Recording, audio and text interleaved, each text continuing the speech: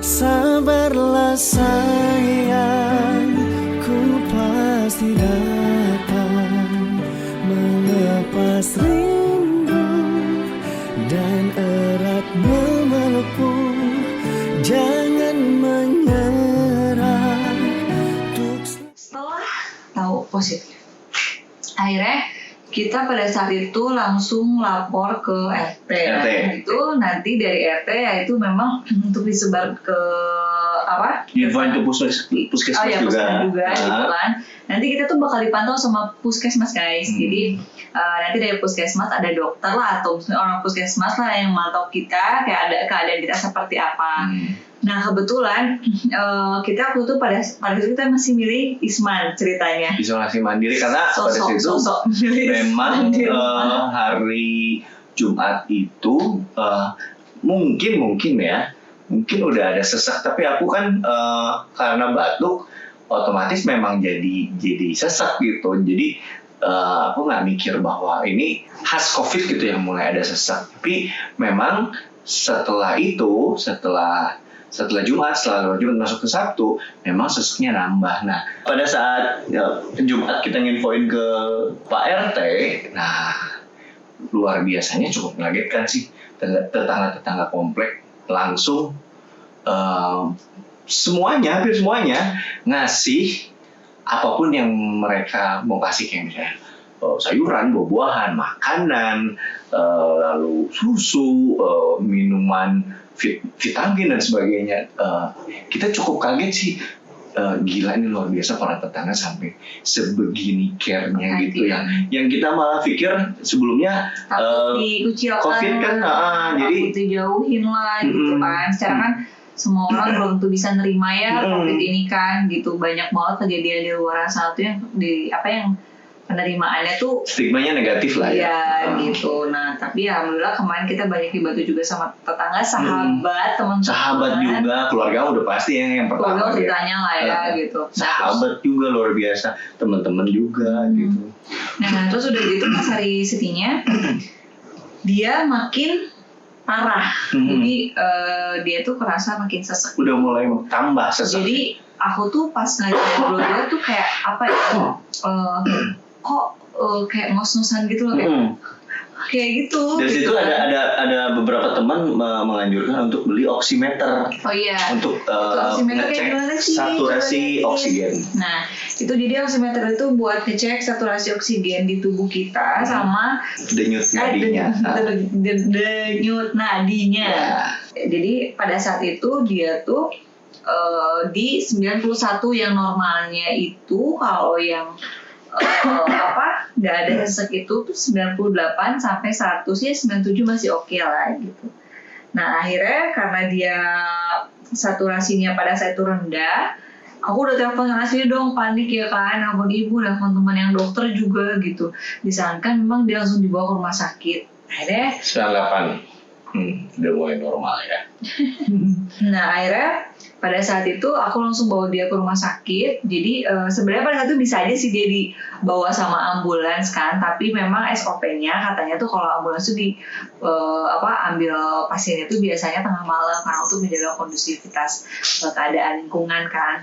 Buat aku sangat berharga lah pada saat itu jam 9 malam. Akhirnya pas tahu udah dapet kamar, kita langsung packing gitu, siap-siap. Jam 9 aku langsung bawa dia ke rumah sakit. Kebalik, bukan cowok yang nganterin ibu hamil. Ibu hamil yang nganterin bawa dia dengan keadaan aku sedang hamil 6 bulan dan aku pun positif COVID.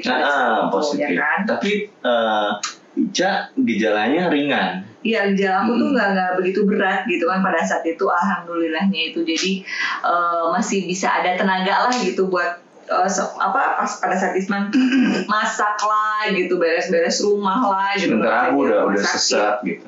Karena dia udah parah banget pada saat itu. Ya udah nyampe rumah sakit, akhirnya administrasi dan bla bla bla kita pisah ya. Pada saat itu masuk IGD, ya udah deh sedih deh di situ ya kan. Mulai ngedrop tuh. Ada makin drop drop, aku juga drop. Karena aku berpikir kan dia lagi hamil, lalu sendiri di rumah, siapa yang ngurus gitu. Ya cukup stres juga sih, cukup drop juga. Tapi ya ya gimana lagi gitu. Ya, akhirnya pas dia udah masuk rumah sakit, besoknya itu aku menyusul dia masuk rumah sakit. Dia nyusul ke lantai 8 juga, aku masuk ke lantai 8, ruang isolasi. Dia akhirnya tanggal 2 nyusul karena dia mulai ada gejala ringan sih, tapi karena lagi hamil, jadi kita cukup panik karena kan ini COVID nggak tahu tuh efeknya untuk baby gitu. Jadi akhirnya kita memutuskan untuk ya udah di monitor langsung deh di ruang isolasi, karena di sana kan rumah sakit khusus ibu dan anak di Kopo itu ada beberapa dokternya itu memang untuk ibu dan anak, jadi agak-agak akan menjadi tenang ketika langsung yang menangani adalah dokter spesialis SPOG kandungan dan spesialis anak juga, meskipun kalau spesialis anak belum ya, tapi kandungan sih, jadi bisa dimonitor gitu terus. Gitu. Kemarin tuh yang udah kelas 1 mampet ini dua-duanya gitu kan, terus sempat dicek saturasi juga di bawah 95 sampai 93 kemarin itu, cuman memang naiknya cepet sih gitu. Nah terus udah gitu. Oh iya, swab pertama CT-nya berapa? 29. Kalau aku 19. Nah, aku ini lagi banyak-banyaknya tuh, lagi aktif-aktifnya, lagi virus kritis, lagi nyerang banget gitu. Lagi masa kritis kalau kata dokter kemarin. Nah, terus udah gitu akhirnya di ibu aku tuh pas nelpon video call tuh, kok kamu kenapa ya kayak capek gitu diajak ngomong, katanya gitu kan. Tapi aku ngerasa biasa aja gitu. Nah, terus udah gitu karena mampet itu mungkin kan. Terus akhirnya aku make sure kan, kadang jadi bingungnya Bumil ya buat aku ya, gejala-gejalanya tuh kadang aku bingung, ini hamil atau ini COVID ya gitu, ini gejala hamil atau ini COVID ya gitu. Pada saat mampet itu tuh karena aku ini juga anak pertama, nggak tahu kayak gimana, belum pernah hamil sebelumnya. Aku make sure ke kakakku, ini sebenarnya kalau misalkan kalau lagi hamil tuh suka ada ngap-ngap gitu ya. Yang pernah hamil ya? Yang pernah hamil. Kakakku kan emang udah punya anak kan. Terus udah gitu dia bilang, ngapnya di sini katanya tuh, bukan di sini gitu kan, jeng-jeng, oke, gitu kan, ini berarti kayaknya COVID nih gitu kan, gejala yang aku dapet yang COVID itu gitu. Akhirnya takutnya kurang suplai oksigen juga ke janin, jadi pada hari itu juga karena langsung bisa dapat kamar, karena kamar dia tuh buat 2 orang, ada 2 bed, jadi satunya kosong, jadi bisa dipakai sama aku. Jadi gitu kan, pas lah ya suami istri masuk, meskipun berjarak bednya sampai kurang lebih 3 meter. Nah terus udah gitu akhirnya aku udah langsung packing dengan keadaan yang lemas ya kan, terus udah gitu juga panik, sedih, semuanya udah nggak tahu lah gitu perasaannya. Udah gitu, udah deh cus, akhirnya aku naik mobil sendirian lagi gitu kan, bawa mobil sendiri ya, bagaikan jalanku datang tadi antar pulang, tadi jemput, salah kebalik ya, datang tadi jemput tadi antar, gitulah gitu. Ya udahlah, terus bawa koper segala gitu kan. Aku kesana ke rumah sakit, nyetir mobil sendiri, akhirnya ketemulah dia sekamar sama. Nah, di situ ada ketenangan gitu. Maksudnya bukan tenang dia masuk ruang isolasi, tapi lebih ke di sini meskipun ruang isolasi COVID gitu, tetap setidaknya kita bisa saling bisa ngelihat langsung, bisa memonitor langsung kondisinya masing-masing gitulah. Jadi ada chemistry untuk saling menyemangati sebenarnya gitu. Iya, ya udah. Meskipun sebenarnya sedih juga ya, maksudnya sebetulnya tetap aja lebih safety di rumah, tapi karena kondisinya adalah udah mulai ada mampet dan takut sama dede babynya, jadi ya udahlah. Selama di rumah sakit kita makan 3 kali sehari, makan makanan bergizi. Jadi menu makannya itu nasi, daging, mulai dari daging sapi, daging ayam atau daging ikan.